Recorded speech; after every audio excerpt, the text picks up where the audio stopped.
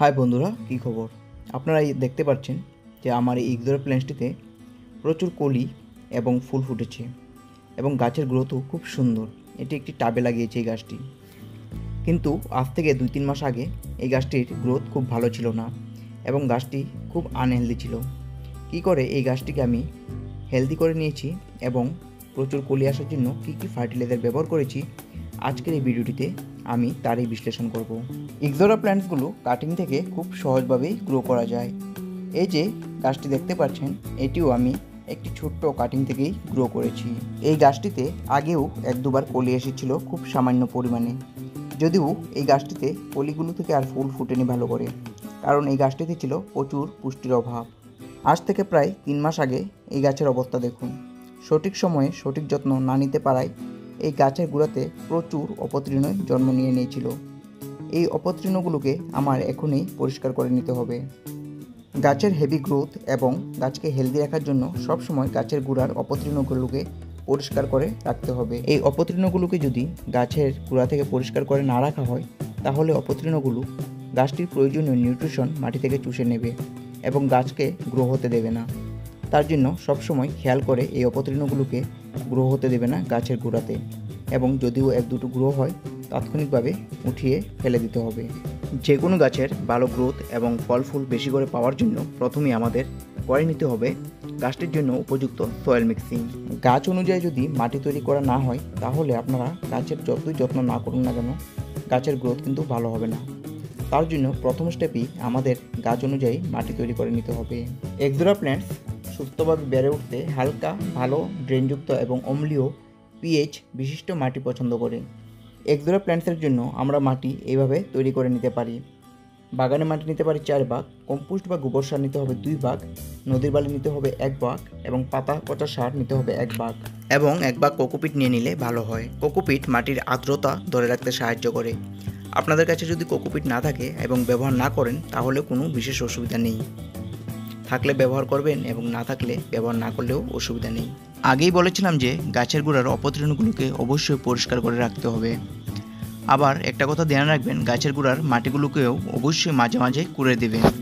গাছের গোড়ার মাটি কুড়ে দিলে মাটিতে বাতাস চলাচল বাড়ে, ফলে শিকড় বেশি অক্সিজেন পায়, জমে থাকা জল বেড়ে যেতে পারে, রুট রট বা শিকড় পচা কমে যায়। গাছের সার বা ফার্টিলাইজার দেওয়ার আগে অবশ্যই গাছের গোড়ার মাটিগুলোকে কুড়ে দিতে হবে। তা করলে সারগুলো বা ফার্টিলাইজারগুলো শিকড়ের কাছাকাছি পৌঁছতে সুবিধা হয়। গাছের গোড়ার শক্ত মাটিগুলো কুড়ে দিলে শিকড়ের বৃদ্ধির জন্য সুবিধা হয়। গাছের পুরনো ডালগুলো, বিশেষ করে যেই ডালগুলোতে অলরেডি ফুল ফুটে গিয়েছিল, সেই ডালগুলো অবশ্যই ছাঁটাই করে দিতে হবে। গাছের ডালগুলো মাঝে মাঝে ছাঁটাই করার পর এই ডালগুলোর জায়গায় নতুন নতুন ব্রাঞ্চ বেরোবে, তখন এই ডালগুলোতে ফুল ফোটার চান্স আরও বেড়ে যায়।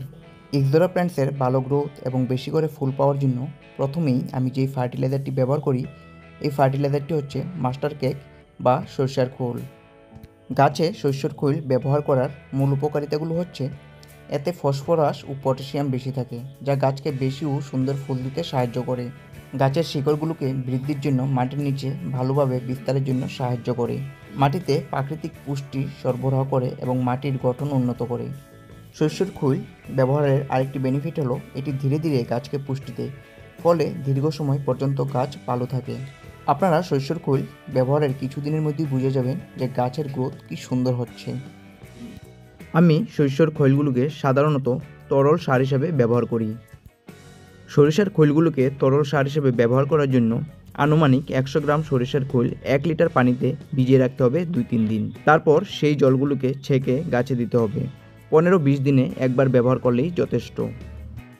দেখুন, সরিষার খোল ব্যবহার করার আনুমানিক 1 সপ্তাহ 10 দিন পরই গাছের রং রূপ একেবারে বদলে গিয়েছে। গাছের গ্রোথ দেখে মনেই হচ্ছে যে কিছুদিনের মধ্যেই গাছে কলি এসে যাবে। এই গাছটিতে কম দিনের মধ্যেই কলি পাওয়ার জন্য গাছটিতে আমি আরেকটি ফার্টিলাইজার দেব, যা গাছকে ফোর্স করবে কম দিনের মধ্যেই কলি আসার জন্য।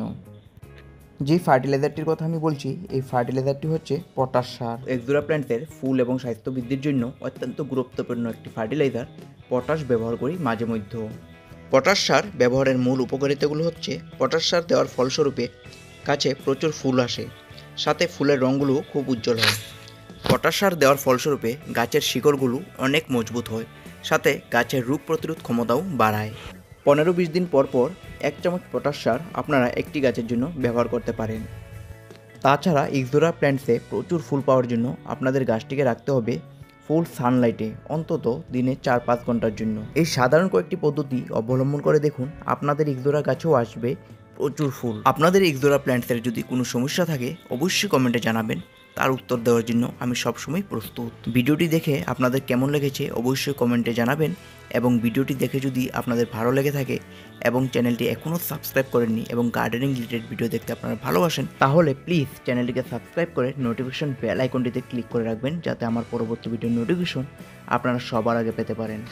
ভিডিওটি দেখে আপনাদের কেমন লেগেছে অবশ্যই কমেন্টে জানাবেন, এবং যদি ভিডিওটি দেখে আপনাদের ভালো লেগে থাকে তাহলে আপনাদের ফ্রেন্ড এবং ফ্যামিলির সাথে শেয়ার করতে ভুলবেন না।